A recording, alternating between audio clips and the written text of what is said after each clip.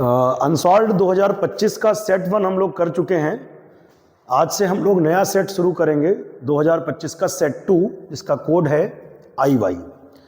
जो भी लोग चैनल पर नए हैं चैनल को सब्सक्राइब जरूर कर लें और सभी बच्चे वीडियो को लाइक जरूर करें। पहला क्वेश्चन देखिए। पहले क्वेश्चन का पार्ट, FR2R fx बराबर 3 माइनस एक्स क्यूब की होल पावर 1/3। तो FOFX की वैल्यू हमें निकालनी है।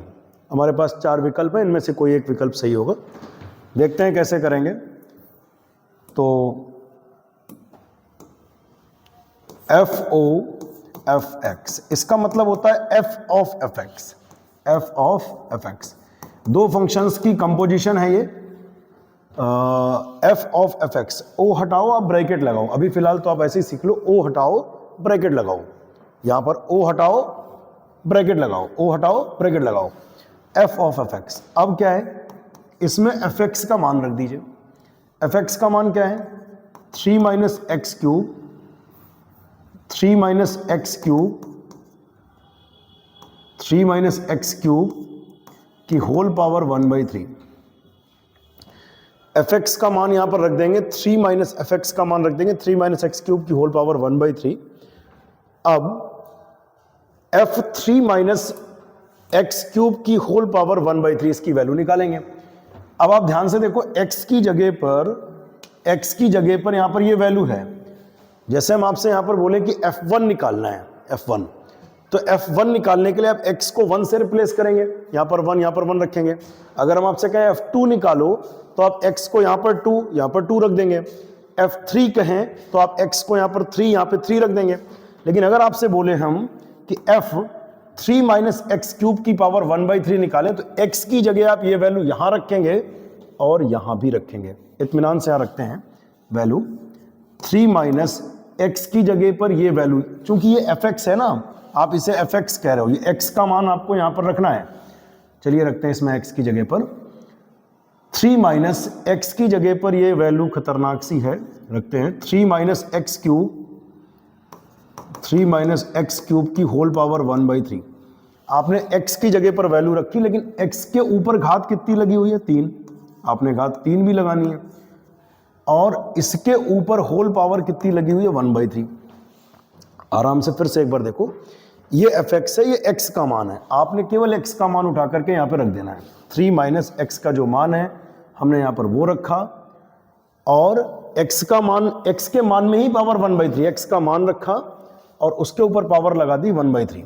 चूंकि यहां पे x की घात 3 था, तो x का मान रखने के बाद उसके ऊपर ये लिखा हुआ, ये देखो 3 माइनस एक्स क्यूब पावर 1/3। ये क्या लिखा है, 3 माइनस, इसको आप x कहिए, ये x का मान है, 3 माइनस एक्स क्यूब और पावर 1/3। अब ये 3 से 3 क्या होगा, 3 से 3 कैंसिल हो जाएगा। फिर इसमें 3 माइनस एक्स, 3 माइनस 3 और माइनस एक्स क्यूब है अभी, ये पावर हो जाएगी 1/3। 3 माइनस 3 कैंसिल होगा और माइनस माइनस हो जाएगा, यहां पर माइनस माइनस हो जाएगा plus x cube, minus minus plus x cube की power 1/3। 3 cancel, final result is x। अब x अपने पास ऑप्शन है, तो इसका ऑप्शन सी करेक्ट होगा, x। अगले क्वेश्चन पे स्टॉप करो भाई, इसका आंसर जरा मिला लो। पहले क्वेश्चन का पार्ट, एक रिलेशन है x, y such that x बराबर y माइनस 3 और y का मान 3 से बड़ा होना चाहिए। इनमें से कौन सा विकल्प सही है, ये हमको बताना है इस प्रश्न में। तो कैसे करेंगे इस प्रश्न को, सबसे पहले ये प्लस का y इधर कर लो, माइनस y बराबर -3। ऐसे कौन से ऑर्डर्ड पेयर हैं जिनमें x में y को घटाने पर -3 आ रहा है। आप देखो, 2 में से 4 घटाओगे तो -2 आ रहा है, जबकि x में से y को घटाने पर -3 आना चाहिए, तो पहला गलत। फिर 3 में से 7 को घटाओ, अगर यहाँ x y से कहो तो 3 में 7 घटाओ तो आ जाएगा, 3 में 7 घटाओ तो -4 आ जाएगा, जबकि आना क्या चाहिए, x में y घटाने पर -3 आना चाहिए, ये भी गलत। अब x का मान 1 और y का मान 5 ले लो, तो 1 माइनस 5 एक्स माइनस वाई करो तो 1 माइनस 5 कितना आया -4। इसका मतलब ये वाला भी गलत। अब जरा देखिए ये x और ये y यहां पर रख के देखते हैं। x का मान यहां पर 5 रखो और y का मान 8। 5 में से 8 गया -3 बराबर -3 जो कि सही है। पहली कंडीशन फॉलो हो गई कि x का मान y में 3 घटाने पर आ रहा, तो 8 में 3 घटाओ 5। और क्या जो दूसरी वाली वैल्यू है y सेकंड वैल्यू वो 3 से बड़ी होनी चाहिए। क्या ये 3 से बड़ी है? जवाब है हाँ। तो इसमें ऑप्शन हमारा कौन सा क्लिक हो जाएगा? बी वाला ऑप्शन सही होगा।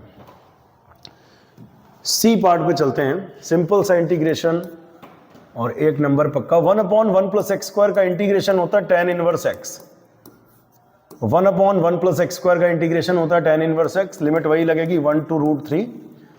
फिर upper limit minus lower limit, x की जगह पर √3 और x की जगह पर 1 रखेंगे। tan में √3 मान क्या किसका होता है? 60 का होता है। और tan में 1 मान किसका होता है? 45 का। तो π/12 आ जाएगा। 12 एलसीएम ले लेते हैं। 3 चक्कू 12 4 पाई, फिर 4 तियां 12 तो 3 पाई, और 4 पाई में 3 पाई गया तो π/12 और ये आंसर। तो π/12 बिल्कुल सही होगा। डी ऑप्शन करेक्ट है। अगला क्वेश्चन लगाना कुछ नहीं है, इसमें हमें कोटि बतानी है। कोटि कैसे देखते हैं? जो हाईएस्ट ऑर्डर डेरिवेटिव होता है वही कोटि होती है। सबसे ज्यादा बार जो अवकलन हुआ है, सेकंड डेरिवेटिव, थर्ड डेरिवेटिव, तो कोटि हो गई इसमें 3। हाईएस्ट ऑर्डर डेरिवेटिव कोटि 3 हो गई। अगर घात पूछते तो इसके ऊपर देखते, घात 1 होती, लेकिन घात नहीं पूछी, कोटि पूछी है, तो कोटि 3 टिक होगी। अगले प्रश्न में आइए। tan inverse √3 minus sec inverse of -2, ये हमें बताना है कौन सा विकल्प सही होगा। तो tan में √3 मान होता है 60 का, ये याद होना चाहिए भाई। tan में √3 मान होता है 60 का। सेक इनवर्स के अंदर से माइनस जब भी हटेगा तो पाई माइनस, इसका फार्मूला होता है pi minus sec inverse 2। Pi minus sec inverse 2 याद कर लीजिए। इस फार्मूले को यहां लिख दे रहे हैं। सेक इनवर्स -x बराबर pi minus sec inverse x, अगर नहीं पता है तो ये हो गया sec inverse of -2 pi minus sec inverse 2 π/3 minus pi minus minus plus हो जाएगा सेक इनवर्स 2। और सेक में 2 मान किसका होता है नहीं पता, कोई बात नहीं। ये देखो कॉस में 1/2 मान किसका होता है? 60 का होता है, तो ये π/3 हो जाएगा। कॉस में सेक में 2 मान सेक 60, तो कॉस 60 का मान हो जाता है 1/2। तो अगर सेक 60 का मान आप देखेंगे तो कितना हो जाएगा? 2।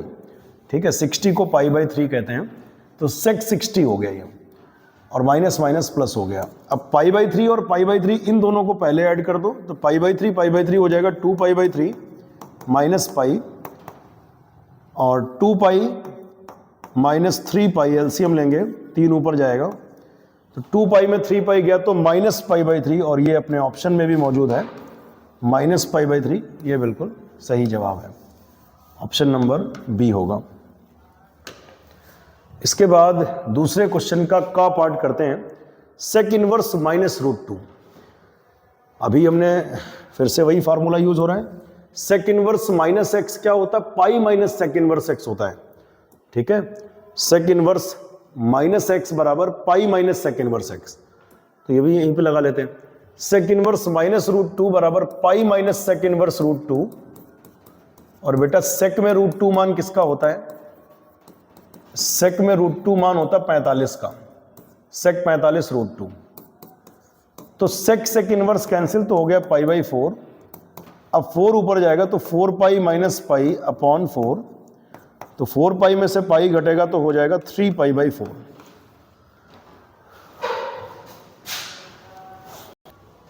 अगला क्वेश्चन है क्वेश्चन 2 का पार्ट। इस क्वेश्चन में f(x) बराबर एक फंक्शन दिया गया है और x बराबर 1 पर हमें कंटिन्यूटी टेस्ट करनी है, चेक करना है फलन संतत है या असंतत है। तो x बराबर 1 पर चेक करना है। बेटा फंक्शन कंटिन्यूअस तब होगा जब उसकी लेफ्ट हैंड लिमिट, उसकी राइट हैंड लिमिट और f1 तीनों बराबर हो। उसका LHL, RHL और f1 अगर तीनों बराबर है तो फलन संतत होगा, नहीं तो असंतत होगा। तो देखते हैं सबसे पहले x बराबर 1 पर फंक्शन क्या कह रहा है। x बराबर 1 पर, बराबर तो यहां पर लगाएं, x बराबर 1 पर यहाँ पे 1 लिख दीजिए, 1 + 5 कितना हो गया 6, f1 ये निकाल लिया। अब हम देखते हैं इसका लेफ्ट हैंड लिमिट। f1 तो डिफाइन है, लिमिट देखना है डिफाइन है कि नहीं है। LHL में क्या होता है, लिमिट x टेंस टू, जब बेटा हम 1 पर चेक करते हैं तो लिखते हैं 1 निगेटिव fx। अगले स्टेप में लिखते हैं लिमिट h टेंस टू 0। अच्छा 1 निगेटिव ये हो जाता है 1 माइनस h। जब भी 1 पर चेक करेंगे 1 निगेटिव 1 माइनस h, और एक में घटाएंगे 1 से छोटा होगा, 1 में घटाएंगे 1 से छोटा होगा। जब भी 1 में घटाएंगे 1 से छोटा होगा, और 1 से छोटे मान के लिए ये वाला फंक्शन यूज कर रहे हैं। इसे आप fx कहो, ये x का मान है, x का मान उठाओ और इसमें पुट कर दो, यानी 1 माइनस h, x का मान यहाँ रखो 1 माइनस h प्लस 5, h को आप 0 कर दो, 1 माइनस 0 प्लस 5, तो 0 तो छोड़ ही दीजिए, 5 और 1 6 आया, कुल मिला के लेफ्ट हैंड लिमिट 6 आ गई। अब हम आते हैं किस पर, राइट हैंड लिमिट पर। तो राइट हैंड लिमिट में क्या होगा भाई, RHL में होगा ये कि लिमिट x टेंस टू, यहां पर 1 निगेटिव है तो यहां पर 1 पॉजिटिव होगा। इतना अंतर होता है, 1 से छोटे मान के लिए निकालते हैं, RHL 1 से बड़े मान के लिए निकालते हैं। अगले स्टेप में हो जाएगा लिमिट h टेंस टू 0। अच्छा 1 पॉजिटिव तो हो जाएगा 1 + h। अब अगर 1 में जोड़ेंगे तो 1 से बड़ा होगा, 1 में जोड़ेंगे तो 1 से बड़ा होगा। 1 से बड़े मान के लिए कौन सा फंक्शन काम करेगा, 1 से बड़े मान के लिए ये वाला फंक्शन काम कर रहा है, ये वाला बेटा। तो आप इसे fx को, ये x का मान है, x का मान यहां पे रख दो आके 1 + h, 1 + h माइनस 5, h को हम 0 पुट कर दें, 1 + 0 माइनस 5, 1 में से 5 जाएगा तो -4। हम देख रहे हैं LHL और RHL ही बराबर नहीं है, तो यहां लिखेंगे LHL not equal to RHL। LHL RHL बराबर नहीं है, और अगर LHL RHL बराबर नहीं है तो फिर हम ये कह सकते हैं कि x बराबर 1 पर फलन संतत नहीं है। x बराबर 1 पर फलन या तो हम लिखें असंतत है या लिखें संतत नहीं है। Function is discontinuous at x is equal to 1। अगला क्वेश्चन देखते हैं हमारा क्या है, ये बताइए। एक ही सेट में 2 क्वेश्चन आ गया कोटि घात पर, ऐसा ज़्यादातर नहीं होता है, एक क्वेश्चन रहता है कोटि घात में। अभी किस्मत की बात है, जिसने नहीं पढ़ा हो कोटि घात उसके 2 नंबर गए, और जिसने पढ़ा हो उसके लिए गुड लक है। कोटि देखते हैं क्या है, जितना जो highest order derivative appearing in the equation वही इसकी ऑर्डर कहलाती है। ऑर्डर क्या है, order of A differential equation is the order of highest order derivative appearing in the equation. तो हाईएस्ट ऑर्डर डेरिवेटिव कौन सा है, second derivative. Second derivative is the highest order derivative, तो इसकी कोटि हो गई 2। फिर घात क्या होगा, कोटि हाईएस्ट ऑर्डर डेरिवेटिव की जो पावर होती है उसी को कोटि कहते हैं, घात कहते हैं। तो घात कितनी हो गई 1, कोटि 2 और घात 1, कोटि 2 और घात 1। तो कोटि इसमें जो सबसे ज्यादा बार जो अवकलन हुआ हो वो कोटि है, कोटि 2, उसी के ऊपर घात रहेगी, घात 1। बस ये ध्यान रखना है जब वो डिफरेंशियल कोफिशिएंट्स के रूप में, पॉलिनोमियल के रूप में लिखा हो तब। कई बार डेरिवेटिव के ऊपर साइन है, कॉस है, ऐसे रहता है, तो वो डेरिवेटिव में पॉलिनोमियल नहीं है, इस कारण से उसमें लिखना होता है घात परिभाषित नहीं है। यहाँ पर साइन एक्स तो है, तो साइन के कारण कई बार बच्चे इसमें सोच लेते हैं कि इसकी घात परिभाषित नहीं है। वो डेरिवेटिव के ऊपर साइन होगा तब घात परिभाषित नहीं होगी, यहाँ पर घात परिभाषित है, और घात कितनी है 1 है, कोटि 2 और घात 1। अगले क्वेश्चन पे आते हैं, दूसरे का घा पार्ट है। क्वेश्चन में कहा गया कि इस पॉइंट और इस पॉइंट को मिलाने वाली रेखा की डायरेक्शन कोसाइंस निकालनी है, दिक्कोज्या निकालनी है। और हमने हमेशा सिखाया दिक्कोज्या चाहिए तो पहले दिक् अनुपात निकालो, दिक्कोज्या चाहिए तो पहले दिक् अनुपात, दिमाग में बिठा लो, दिक्कोज्या चाहिए तो पहले दिक् अनुपात। तो पहले दिक् अनुपात निकालते हैं, AB के दिक् अनुपात, दिक् अनुपात या डायरेक्शन रेशियो। दिक् अनुपात हमने क्या बताया था कि किसी भी 2 पॉइंट्स को मिलाने वाली रेखा के दिक् अनुपात, पॉइंट में पॉइंट घटा दो, B में A घटा दो, 1 minus minus 2, 1 minus minus 2, 1 minus minus 2, 2 minus 4, 2 minus 4, and 3 minus minus 5, 3 minus minus 5, minus minus plus हो जाएगा 1 plus 2 3, 2 minus 4 minus 2, minus minus plus plus 5 और 3 हो गए 8। ए बी की दिक् कोज्जाएं, ए बी की दिक् कोज्जाएं क्या होंगी जरा देखिए ध्यान से। LMN हम निकालेंगे, L बराबर क्या हो जाएगा 3 बटे, अच्छा इसमें एक काम कर लीजिए, पहले under root A square B square C square निकाल लेते हैं। Under root A square plus B square plus C square निकाल लेते हैं। ए बी की दिक् कोज्जा यहाँ पे काम कर लेंगे, हेडिंग जो डाली थी खराब नहीं करेंगे इसको। तो L अंडर रूट ए, ये A है, ये B है, ये C है, under root A square plus B square plus C square, तो 3 का वर्ग हो जाएगा 9 माइनस 2 का वर्ग 4, 8 का वर्ग 64, 9 4 13 प्लस 64, तो 4 3 हो जाएगा 7, 6 और 1 7 77, 9 4 13 13 4 17 के साथ हासिल 177।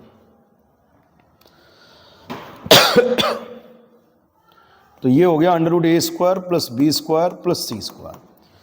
एल बराबर, इस दिक्कोज्जाओं को हम लोग LMN से लिखते हैं और हमने दिक्कोज्जा निकालने का तरीका आपको बताया था। एल बराबर ए बटे root A square B square C square, M बराबर बी बटे होता है, एन बराबर सी बटे, यानी 3 बटे, एल बराबर हो जाएगा 3 बटे अंडर रूट 77, एम बराबर हो जाएगा माइनस का 2 बटे अंडर रूट 77 और एन बराबर हो जाएगा 8 बटे अंडर रूट 77। और यही आपका आंसर है। 3 आंसर हैं आपके ये। नेक्स्ट क्वेश्चन है हमारा, पी ए दिया है, पी बी दिया है, P A upon B find करना है। ए और बी स्वतंत्र घटनाएं हैं। वैसे आपको बताएं इसका मतलब होता था बी के होने पर ए के होने की प्रायिकता, लेकिन जब ए और बी स्वतंत्र घटनाएं हैं तब बी के होने का ए के होने पर कोई प्रभाव पड़ेगा ही नहीं, तब तो सीधे पी ए अपॉन बी को हम पी ए लिख सकते हैं। इसका आंसर आएगा 0.3। अनसॉल्व्ड में इसका आंसर गलत दिया है, अभी बताएंगे आपको वो कैसे आ सकता है। पहले तो इसको ही डिफाइन करते हैं। आपने जो पढ़ा है इसका फॉर्मूला वो ये पढ़ा है कि ऊपर दोनों का इंटरसेक्शन होता है P A intersection B upon P B, ये फार्मूला सभी ने पढ़ा होगा। फिर आप यहाँ लिखोगे चूंकि ए और बी घटनाएं स्वतंत्र हैं तो पी ए इंटरसेक्शन बी को लिख सकते हैं P A into P B. यहाँ पर भी पी बी अपॉन में लिखा और ये पी बी कट जाएगा, यानी फाइनल रिजल्ट आएगा पी ए। अब पी ए क्या है, पी ए है 0.3, ये आंसर हो गया पी ए अपॉन बी का। बुक में आंसर दिया है 0.12, वो आपको बताएं कैसे होगा। अगर क्वेश्चन में पी ए इंटरसेक्शन बी पूछा गया होता तो हम ये कहते कि P A into P B, लेकिन ये तो पूछा ही नहीं है, पूछा तो पी ए अपॉन बी है। या तो क्वेश्चन को ठीक करें अगर आंसर सही करना है, बट अगर पेपर में ये है तो फिर ये आंसर सही माना जाएगा। और अगर ये पूछा जाता तो ऐसे निकलता पी ए कितना 0.3, पी बी कितना 0.4, 4 3 12, 2 अंक बाद दशमलव 0.12। अगले क्वेश्चन पे आते हैं। तीसरे का पार्ट सवाल है, एक मैट्रिक्स दिया है, अवयव का सवाल है और a प्लस ए डैश बराबर आई है, तो हमें अल्फा फाइंड करना है बेटा। तो सबसे पहले हम यहाँ पर ए मैट्रिक्स नोट कर लेंगे, cos alpha, sine alpha, minus sine alpha, cos alpha. अब हम ए का ट्रांसपोज कर देंगे। इसका ट्रांसपोज कैसे होगा, first row in the first column cos alpha minus sine alpha. इसका ट्रांसपोज करिए, first row in the first column, second row in the second column. इसका ट्रांसपोज हमने कर दिया, फर्स्ट रो फर्स्ट कॉलम में लिखी जाती, सेकेंड रो सेकेंड कॉलम में, ए डैश निकलते हैं इसे, बराबर आई। अब इन दोनों मैट्रिक्स को जोड़ लो, तो कॉस अल्फा हो जाएगा 2 cos alpha, sine alpha minus sine alpha 0, sine alpha minus sine alpha 0, और कॉस अल्फा हो जाएगा 2 कॉस अल्फा। आइडेंटिटी मैट्रिक्स क्या होता है, जिसका मुख्य विकर्ण 1 और बाकी सब, आई क्या है जिसका मुख्य विकर्ण 1 हो और बाकी सब 0। कंपैरिजन करेंगे तो बेटा जब कंपैरिजन करेंगे तो 2 कॉस अल्फा की वैल्यू मिलेगी 1, 2 कॉस अल्फा की वैल्यू मिलेगी 1 और कॉस अल्फा की वैल्यू हो जाएगी 1/2। कॉस में 1/2 मान किसका होता है, π/3 यानी 60 का। तो कॉस कॉस हटा दीजिए तो अल्फा की वैल्यू हो जाएगी π/3, ये आंसर। नेक्स्ट तीसरे का खा पार्ट, y बराबर x to the power x to the power x to the power infinity. इसमें क्या करेंगे, और ये इसमें क्या करना है, हम लोग इसमें x की पावर इनफाइनाइट चल रहा है, तो एक x को रोक लें, सीरीज का एक पद रोक लें और बाकी सबको y लिख लें। इसका रूल यही होता है। इनफाइनाइट सीरीज के डिफरेंशिएशन का रूल क्या है कि सीरीज का एक पद रोक लिया और बाकी सबको y लिख देंगे। ठीक है जी, क्योंकि अभी x के ऊपर अनंत पद में से अगर एक पद हटा लें तब भी ये वही है, मतलब y है। अब हम इसमें x के ऊपर y होगा तो हम दोनों पक्षों में यहाँ लिख देंगे टेकिंग लॉग बोथ साइड्स, दोनों पक्षों में लॉग लेने पर, लॉग लेंगे, प्रॉपर्टी लॉग की लगाएंगे, लॉग m की पावर n log m, तो y log x बराबर क्या है, log y, इसे पहला इसे दूसरा मानिए और लगाइए function into function rule. log y का differentiation 1/y ddx of y। जहाँ भी अवकलन करें ये भी जरूर लिखिए दोनों पक्षों में x के सापेक्ष अवकलन करने पर पहला लिखो, दूसरे का अवकलन log x का 1/x, फिर दूसरा लिख लीजिए और पहले का करिए तो ddx ऑफ y। पहला लिखो दूसरे का अवकलन, दूसरा लिखो पहले का अवकलन। इस टर्म को उठा करके इस तरफ लाएंगे तो डेरिवेटिव कॉमन हो जाएगा। तो जब यहां से कॉमन होगा, इधर लाने पर कॉमन होगा तो dy ओवर dx जब कॉमन होगा तो समझिए क्या बचेगा। जब ये पूरा टर्म ले लेंगे तो यहां बचेगा 1/y, और ये पूरा टर्म कॉमन लेंगे, प्लस का log x उधर जाएगा तो क्या हो जाएगा, माइनस का log x हो जाएगा। ये कॉमन लेंगे, प्लस log उधर जाएगा माइनस log, यहां हो जाएगा y/x। फिर dy ओवर dx एलसीएम लेंगे तो y ऊपर मल्टीप्लाई करेगा, 1 - y log x अपॉन में क्या चल रहा है y बराबर y/x। क्रॉस मल्टीप्लाई कर लो, मतलब x को इधर ले ही आओ सीधे, जब लाना ही है तो x इधर गुणे में आ जाएगा, x dy ओवर dx बराबर y की उधर गुणा होगी, y की गुणा क्या हो गई, y की गुणा क्या हो गई, y स्क्वायर, और ये टर्म जाएगा अपॉन में 1 - y log x, और यही आपका डेरिवेशन है। चैप्टर क्वेश्चन नंबर 3 का गा पार्ट है। दो रेखाएं दी हैं और हमें इनके बीच का कोण निकालना है। ये त्रिविमीय ज्यामिति चैप्टर का क्वेश्चन है। ऐसे प्रश्नों में एक सावधानी रखने की जरूरत होती है। हम ये देखते हैं कि रेखाएं स्टैंडर्ड फॉर्म में हैं या नहीं है, फिर हम फॉर्मूले पे जाएंगे। तो रेखा स्टैंडर्ड फॉर्म में है क्योंकि यहाँ पर भी 1 है, यहाँ पर भी 1 है, प्लस का 1 होना जरूरी, +1 है, तो रेखा स्टैंडर्ड फॉर्म में है। अब हम यहाँ लिखेंगे माना दोनों रेखाओं के बीच का कोण थीटा है।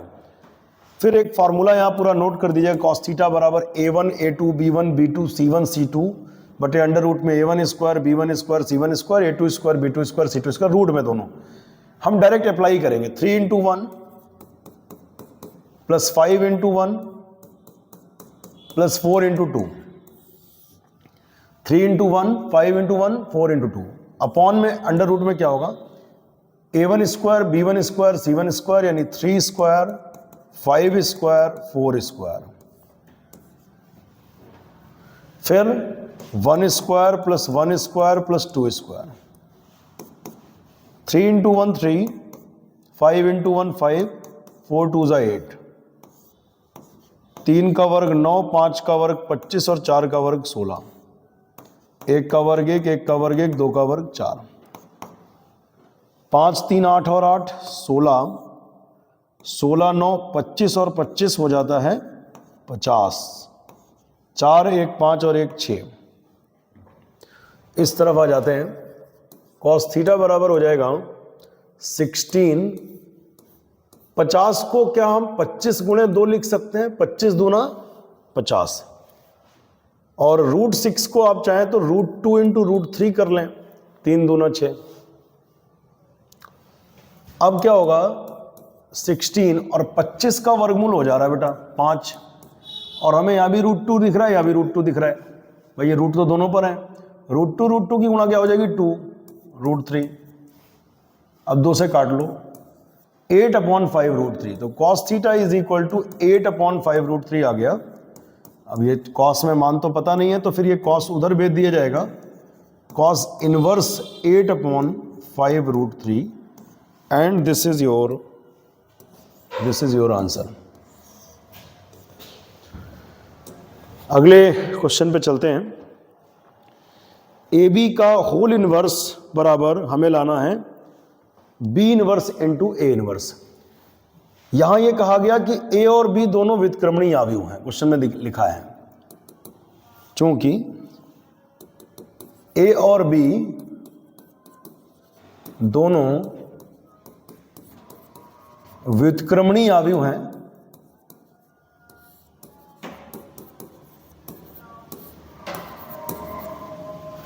इसका मतलब यह हुआ अगर व्युत्क्रमणीय हैं, इसका सीधा सा मतलब है कि इनकी डिटर्मिनेंट वैल्यू 0 नहीं होगी। इनकी डिटर्मिनेंट वैल्यू 0 नहीं होगी, क्योंकि अगर इनकी डिटर्मिनेंट वैल्यू 0 हो जाती है तो आव्यूह हो जाता है अव्युत्क्रमणीय। ठीक है जी, अगर ये दोनों आव्यूह व्युत्क्रमणीय दिए हैं, इसका मतलब इनका डिटर्मिनेंट वैल्यू 0 नहीं होगा। फिर आगे बढ़ते हैं, तो determinant A B can be written as determinant A into determinant B.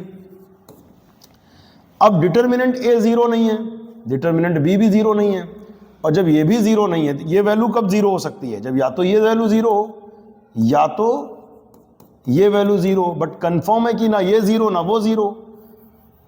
अब ये वैल्यू के बारे में हम कह सकते हैं ये वैल्यू 0 नहीं होगी, तो डिटर्मिनेंट ए बी भी 0 नहीं होगा।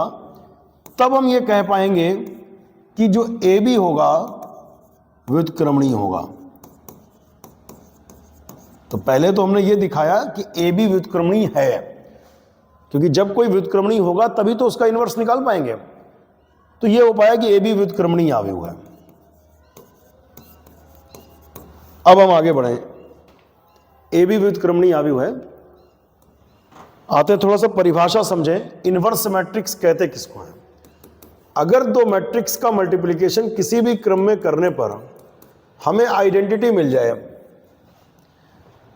बहुत सारे मैट्रिक्स हैं और कोई भी दो मैट्रिक्स की, अगर ऐसे कोई दो मैट्रिक्स जिनका मल्टीप्लिकेशन करने पर हमें आई मिल रहा है किसी भी क्रम में, मतलब ए इंटू बी या बी इंटू ए करने पर, तो इसका मतलब यह हो जाता है कि ये दोनों मैट्रिक्स एक दूसरे के इनवर्स हैं।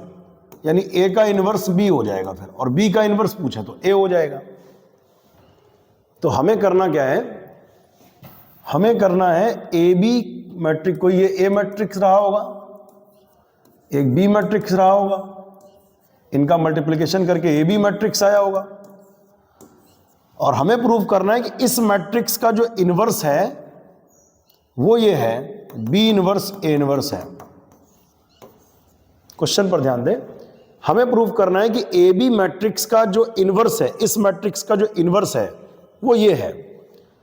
अगर जैसे हमें प्रूव करना हो कि ये दोनों मैट्रिक्स एक दूसरे के इनवर्स हैं, तो हम दोनों की मल्टीप्लिकेशन कराएं, ए इंटू बी या बी इंटू ए, और हमको मिलना क्या चाहिए? आई।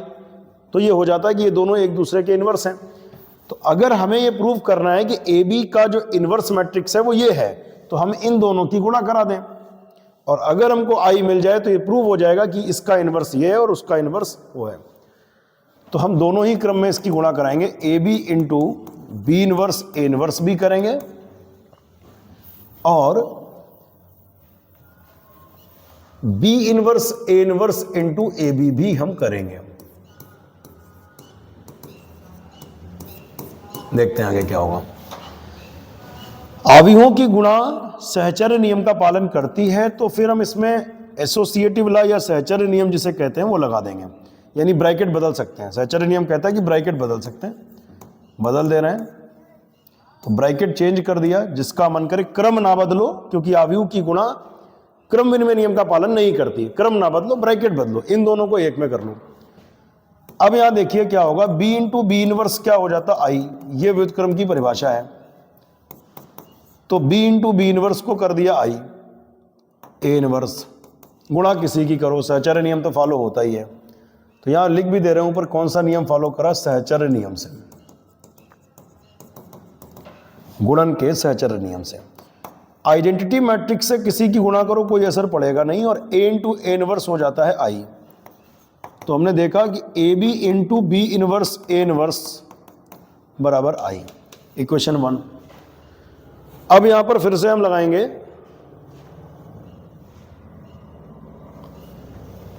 सहचर्य नियम, गुणा का सहचर्य नियम, लिख भी देंगे आगे, आपको लिखना जरूरी है। अब यहां पे लिख देंगे सहचर्य नियम से। अब ए इनवर्स इंटू ए या ए इंटू ए इनवर्स करें तो I आता है। अब गुणा क्रम ना बदलें, ब्रैकेट कोई भी लगा लें कहीं भी, I से किसी में गुणा करें कोई असर नहीं पड़ेगा, और B into B inverse I होता है। तो B inverse A inverse into A B बराबर I, इक्वेशन 2। कंपेयरिंग 1 एंड 2, 1 और 2 से हम कह सकते हैं दोनों का राइट बराबर, तो दोनों का लेफ्ट भी पहले बराबर कर दें। तो हम ये कह सकते हैं A B into B inverse A inverse, या B inverse A inverse into A B बराबर I।